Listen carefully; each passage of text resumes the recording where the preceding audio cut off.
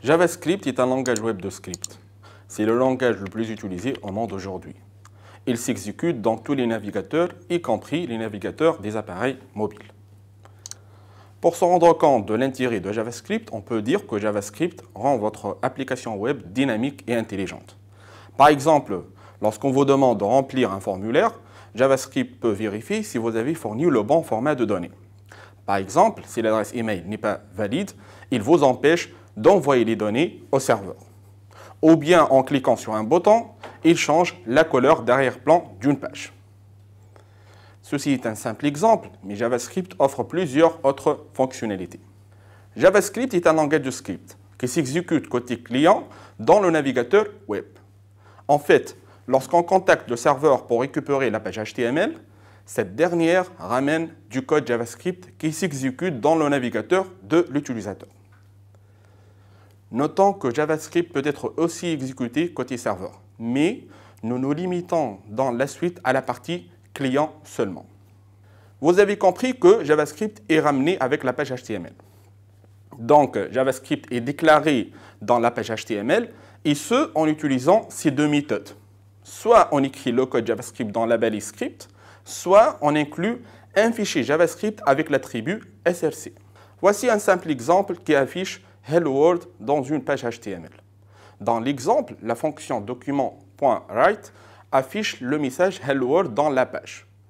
Notons que JavaScript est un langage qui offre une API complète pour écrire le traitement souhaité. Parmi les API, on distingue l'API JavaScript qui permet de manipuler le DOM HTML. Alors, examinons le DOM HTML. DOM signifie Document Object Model. Il s'agit d'une arborescence d'objets créée par le navigateur lorsqu'il charge la page web. Regardons voir cette arborescence. Comme racine, on trouve l'élément document, suivi par l'élément root HTML. Dans la sous-arborescence de HTML, on trouve les éléments head et body. On trouve aussi les attributs et le contenu de chaque balise HTML. De cette manière, le navigateur construit l'arborescence des éléments composant votre page web. Maintenant, qu'est-ce qu'on peut faire avec cette arborescence? En fait, JavaScript peut changer le comportement et aussi l'apparence de la page HTML. Il peut changer les éléments HTML, il peut changer les attributs, il peut aussi changer les propriétés de style CSS. Mais aussi, il peut réagir aux événements de la page. Par exemple, lorsque l'utilisateur clique sur un bouton, il peut afficher un texte ou une alerte ou exécuter un traitement de vérification. En fait, JavaScript est un langage de programmation événementielle. C'est-à-dire, il réagit une fois un événement est déclenché. La fonction réagissant à cet événement est une fonction callback.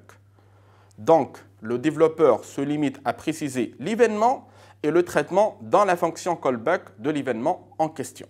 Tout cela veut dire qu'on peut créer des pages HTML dynamiques et personnaliser leur apparence avec JavaScript et l'API DOM. Pour localiser les éléments HTML dans un DOM, on peut utiliser le nom de la balise avec la fonction document.getElementsByTagName ou l'identifiant de l'élément avec la fonction document.getElementById ou bien avec le nom de la classe avec la fonction document.getElementsByClassName. Avec l'API DOM, JavaScript, on peut aussi modifier le contenu, les attributs et les propriétés de style de la page HTML, et ce en utilisant les méthodes element.innerHTML, element.attribute et element.style.properties. Comme nous l'avons déjà mentionné, il est possible d'ajouter, modifier et supprimer des éléments en utilisant les fonctions présentées sur l'écran. Document.createElement ou bien .remove, child.appendChild et .replaceChild. Voilà, cette vidéo est terminée. Nous allons voir dans la prochaine vidéo la bibliothèque JavaScript jQuery. Merci de votre attention.